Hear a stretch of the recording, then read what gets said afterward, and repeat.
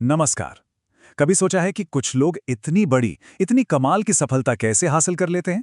आज हम इसी सवाल का जवाब ढूंढेंगे डेविड श्वार्ट्ज की क्लासिक किताब the magic of thinking big के जरिए।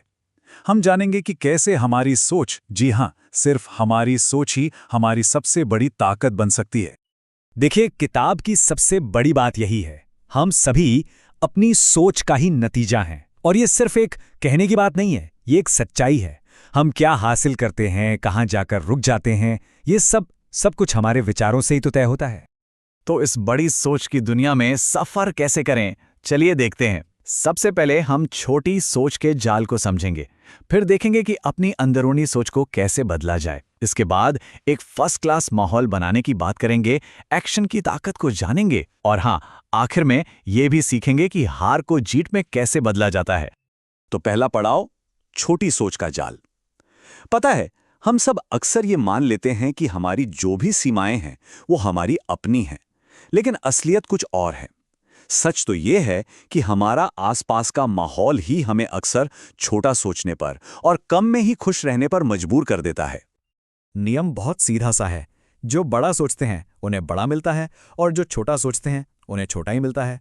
मतलब हमारी सफलता का साइज हमारी सोच के साइज से सीधे सीधे जुड़ा हुआ है।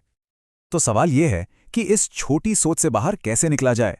जवाब कहीं बाहर नहीं, हमारे अपने अंदर ही है। हमें अपनी अंदरूनी सोच को, अपनी मान्यताओं को बदलना होगा। किताब में इसे एक बीमारी का इलाज बताया गया है, वो बीमारी जो हमें आगे बढ़ने से रोकती है, और इलाज की शुरुआत वो हमेशा अंदर से ही होती है।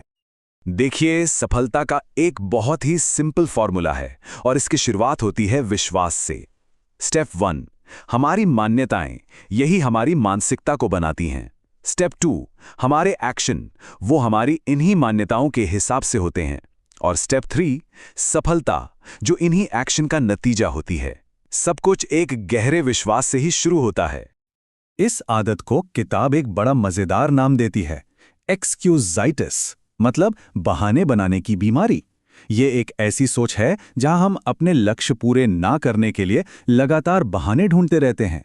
और मजे की बात यह है कि धीरे धीरे हम अपने ही झूठ पर यकीन करने लग जाते हैं। और ये जो बीमारी है ना, ये 4 आम शक्लों में सामने आती है। पहला, सेहत का बहाना, अरे आज तबीयत ठीक नहीं लग रही। दूसरा, दिमाग का बहाना, मैं इतना स्मार्ट कहाँ हूं ये करने के लिए। तीसरा, उम्र का बहाना, अब तो बहुत देर हो गई, या अभी तो मेरी उम्र ही क्या है।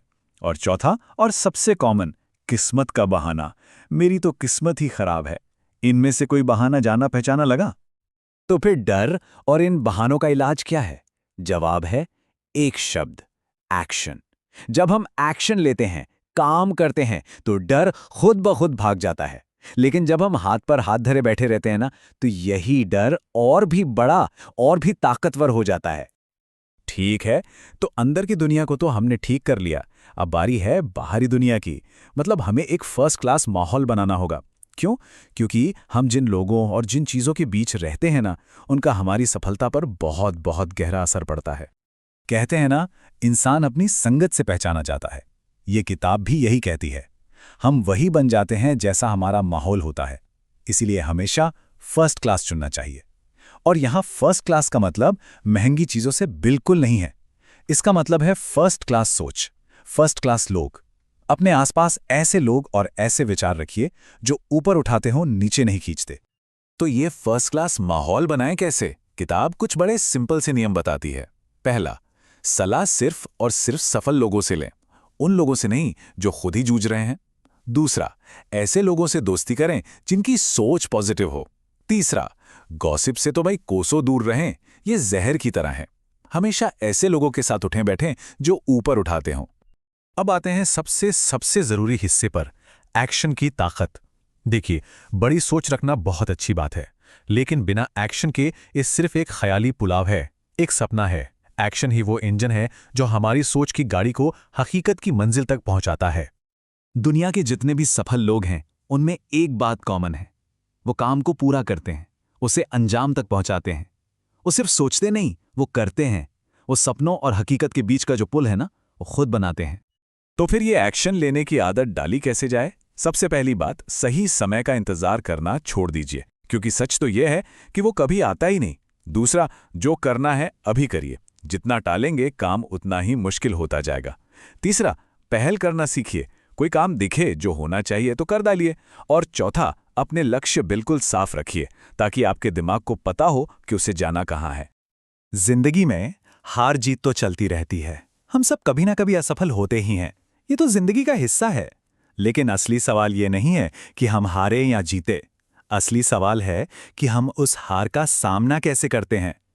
चलिए अब देखते हैं कि सफल लोग कैसे हार को भी अपनी जीत की सीढ़ी बना लेते हैं।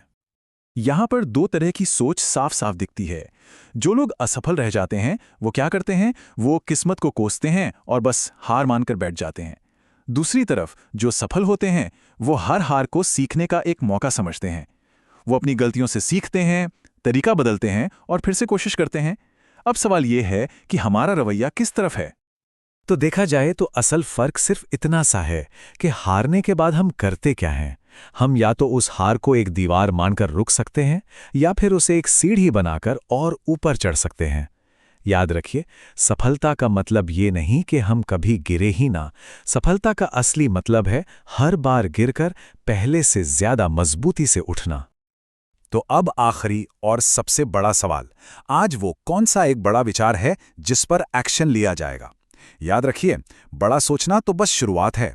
असली जादू तब होता है जब उस सोच को एक्शन में बदला जाता है। अपनी दुनिया बदलने का समय अब है।